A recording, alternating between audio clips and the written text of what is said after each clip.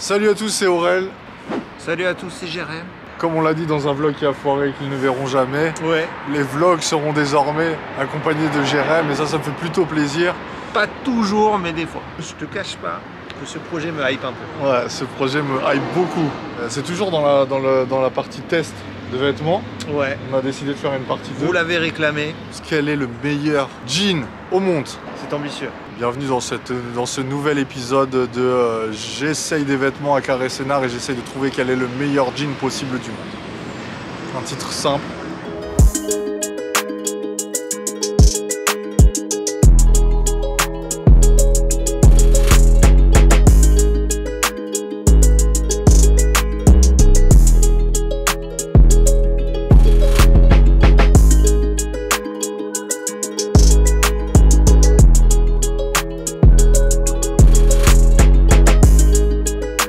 Dernier magasin, le magasin de mon gars sûr, mon frère d'une autre daronne. Mais ouais.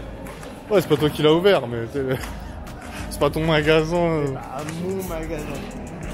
G-Store. On va ouvrir une cagnotte litchi parce que C'était un peu rush. on a un peu dépensé. Sauf à Carrefour où ça va, c'était un peu plus cool. On vous dira, le mouton c'est assez incroyable. Nous revoilà, bande de gros BG. Oui, les gros péchés. Bon, Aurel, qu'est-ce qu'on fout là? Ah non, dis pas de gros mots. On est donc sorti de ce Carré Sénart, de ce centre commercial. On va bien dire que sur la vidéo, il y aura écrit « Sûrement je cherche le meilleur jean du monde ». Comme des putaclics que nous sommes parfois. Je cherche le meilleur jean du monde À Carré Sénart. Exactement.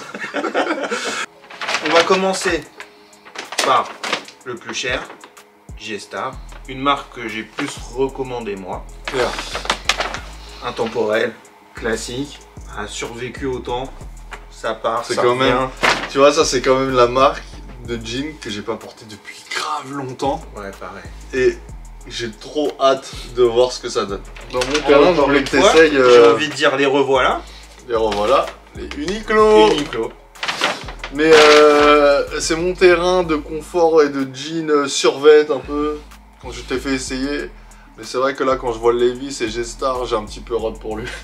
J'ai un petit peu rap pour lui, Ne c'est peut-être serait-ce pas Uniqlo qui gagne aujourd'hui. Le jean by Carrefour. Rika Lewis. Alors là, c'est une première. J'ai jamais essayé de Rika Lewis de ma vie. Ouais, ça va piquer. Ça va piquer. C'est parti, on va passer à l'essayage. Bah oui. Donc essayage, critique, tout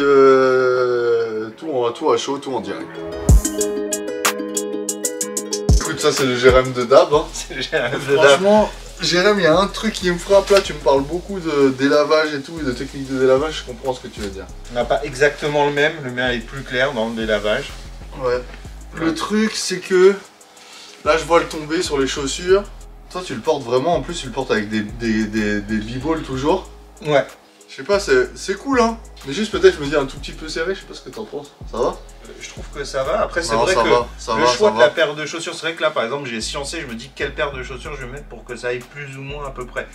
C'est vrai que ta paire de pompes, une expression des années 80. Non, c'est très bien. La paire de baskets. De groll. Elle est décisive aussi dans Non mais finalement j'aime bien. Mais j'ai capté le délavage que tu veux dire. Et en fait sur ce jean là, ce qui est cool, c'est les poches qui tombent bien basses. En tant que personne un peu corpulente, c'est vrai que ça a tendance, les poches basses, à affiner un petit peu la silhouette. Là, Ouais, je sais pas si on le voit. Ah, je suis d'accord. Et en plus, bah, forcément, le côté toujours un peu slim, ça affine la silhouette C'est tranquille. ça, voilà, ça rehausse un peu ta silhouette. Et voilà, moi je trouve que c'est un jean en tout cas pour mon type de gabarit qui correspond bien. En plus, bah, chez G-Star, il y a vraiment une gamme de taille assez large, ce qui n'est pas le cas.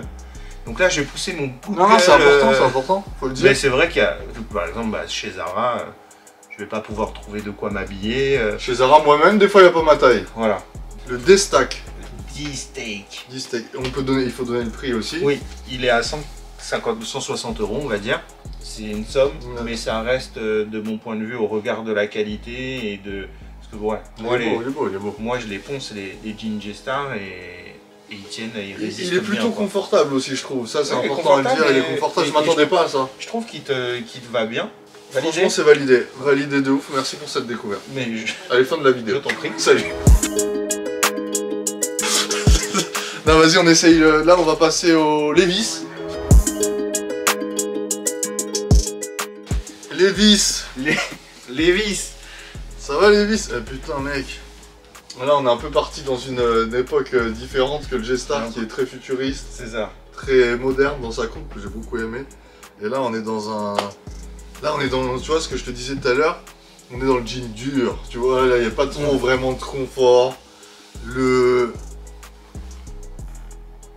ça, quoi. C'est droit. Je suis pas sûr de celui-là. Vraiment, je suis pas sûr de le porter... Comme je disais, tu le portes en mode Steve Jobs, tu mets des New Balance et voilà quoi, tu vois. C'est ça. J'ai l'impression que tu sors d'un épisode de Beverly Hills et que tu... Dylan. Ouais. Je trouve qu'il me va bien. Après, ouais, il est très, comme tu disais, bootcut. Hein. Juste un jean bien cuté, comme le G-Star qu'on a essayé avant, en fait ça change tout. Et moi j'ai juste l'impression d'être dans une autre époque en fait, quand je mets un jean un peu large. Ouais, c'est vrai, ça... Regarde, là il tombe, genre ça tombe jamais au bas de ma on sait que c'est cyclique et j'imagine dans 2-3 ans, ça revient déjà le baggy. Mais oui. Mais en fait le baggy, frère, nous aussi on l'a connu d'une façon, est-ce que je suis prêt à en remettre? Je suis pas sûr là, tu vois, juste ça me fait bizarre. Tu vois. On précise, celui-là c'est le 501 14. 14 non, je crois que c'était 54. Ouais, 54. Ouais, 501 54 et moi le 501 original. Brut. On n'a pas parlé, ouais, brut parce que quitte à faire un saut dans le temps, autant... ouais, c'est cool, je trouve ça. Un bon choix. Le Levi's 501 est à 115 €, le brut en tout cas, et celui d'Aurel à 135. Exactement. Donc plus cher, je sais pas trop pourquoi. Je sais pas trop non plus ce qui a été revisité en termes de plus affiné, plus cut. Mais bon. Ouais, j'ai l'impression qu'il est un peu moins large en bas, mais ouais. C'est tout quoi. Ah, qu'est-ce qu'on se sent bien en Uniqlo. Je pense pas que c'est Uniqlo qui gagne aujourd'hui. Qu'est-ce que t'en penses, Jérém? Moi, c'est un jean que j'ai l'habitude de prendre. Là, je l'ai repris en coloris que je n'ai pas. Je t'écoute. Il est bleu. On est plus sur un jog pants un peu, genre... Clairement. Il est très élastane. C'est un peu pour les mecs comme moi qui veulent mettre un aspect jean mais qui sont encore dans un survêt. C'est ça. Là, on est presque dans un hybride pour moi. Ouais, clairement. D'ailleurs, regarde, je vais pas mettre ma main sur... Mais c'est que je trouve que ça... le lacet. Je trouve que ça a trop de flow en fait. Ouais. Ça donne un style aussi. Le délavage, c'est pas carré, je suis d'accord avec toi. C'est un travail. J'ai l'impression que dans les jeans, le délavage, c'est un putain de travail. Super compliqué à faire. Après, ça fait le job. C'est pas un jean que je porterai pareil toujours avec mon espèce d'esprit un peu borné ben, je veux que le jean que je porte quand même, il soit d'une certaine marque, ou en tout cas qu'il ait une certaine histoire. Et là, bah, le jean Uniqlo, pour moi, il a zéro histoire. Autant sur le t-shirt, ben, je trouve qu'ils étaient là dans l'invention et ils apportaient des coupes, quelque chose.